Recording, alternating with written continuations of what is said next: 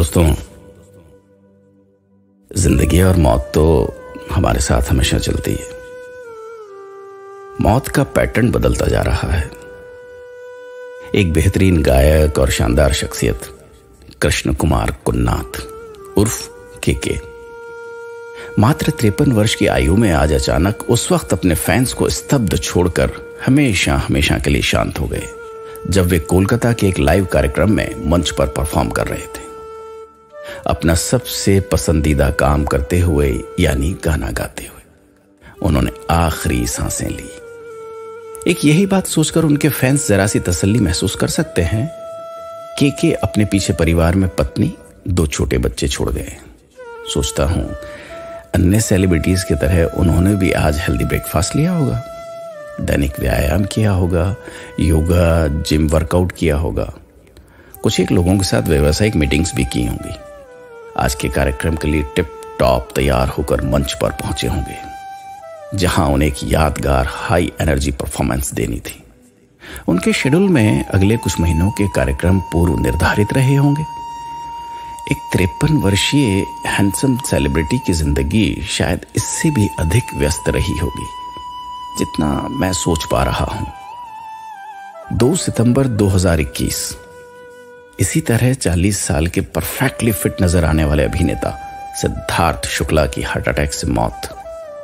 उन्होंने भी दर्शकों को चौंका दिया था।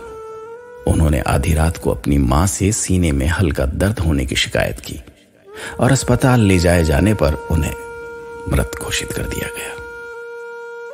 कन्नड़ फिल्मों के सुपरस्टार और जाने माने समाजसेवी 46 वर्षीय जस्ट 46 इयर्स ओल्ड पुनीत राजकुमार की 26 अक्टूबर को बेंगलोर में अचानक उस समय कार्डियक अरेस्ट के कारण मौत हो गई, जब वो प्रतिदिन की भांति जिम में वर्कआउट कर रहे थे।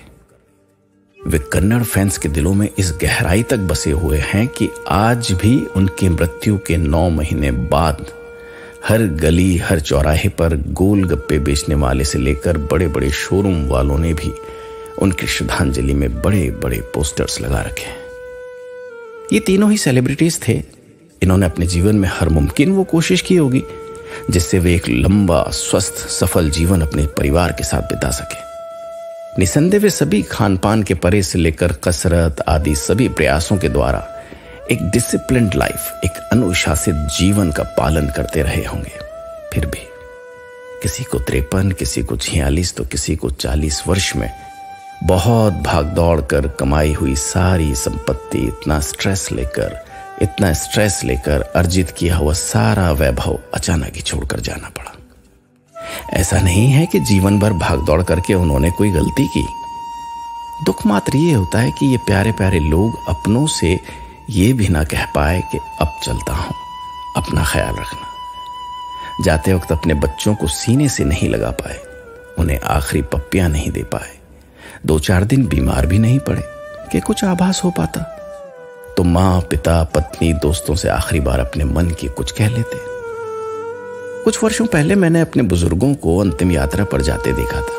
मुझे याद है कि वे आराम से हमारे सर पर हाथ रखकर हमें असीसते हुए गीता का 16वां अध्याय सुनाते हुए, कुरान का कोई पाठ पढ़ाते हुए शांति पूर्वक अंतिम सांसें लेते थे। कौन सी करधनी किस नातिन को तो कौन सा गुलूबंद किस बहू को देना है। बहुत संतोष पूर्वक मैंने दादी को मृत्युशैया पर बताते हुए सुना था। गोदान का संकल्प भी होश रहते ले लिया था। आजकल मृत्यु का पैटर्न बदल गया है। अब मृत्यु गीता का 16वां अध्याय सुनने सुनाने का मौका नहीं देती।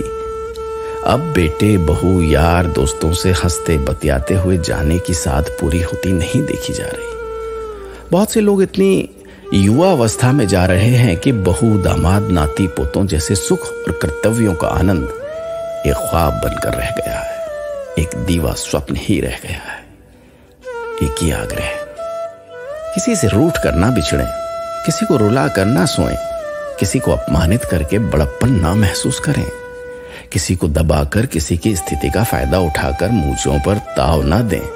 हो सकता है जब तक हमें अपनी गलती महसूस हो तब तक जिसके प्रति हमने अपराध किया हुआ है अगर इस संसार से अलविदा कह दे तो हम किससे अपने अपराध क्षमा करवाएंगे, किससे माफी मांगेंगे। हम अपना मन उदार रखें, छोटी छोटी बातों को दिल से ना लगाएं। चोट और धोखा बेशक किसी से ना खाएं, पर इतने तंग दिल भी ना हो कि प्रेम के दो बोल भी हमसे सुनने के लिए हमारे संपर्क में आने वाले तरस जाएं। तनी हुई भ्रुकुटी में तो हमारी अंतिम तस्वीरें भी सुंदर नहीं आएंगी। सर्वे भवन्तु सुखिनः।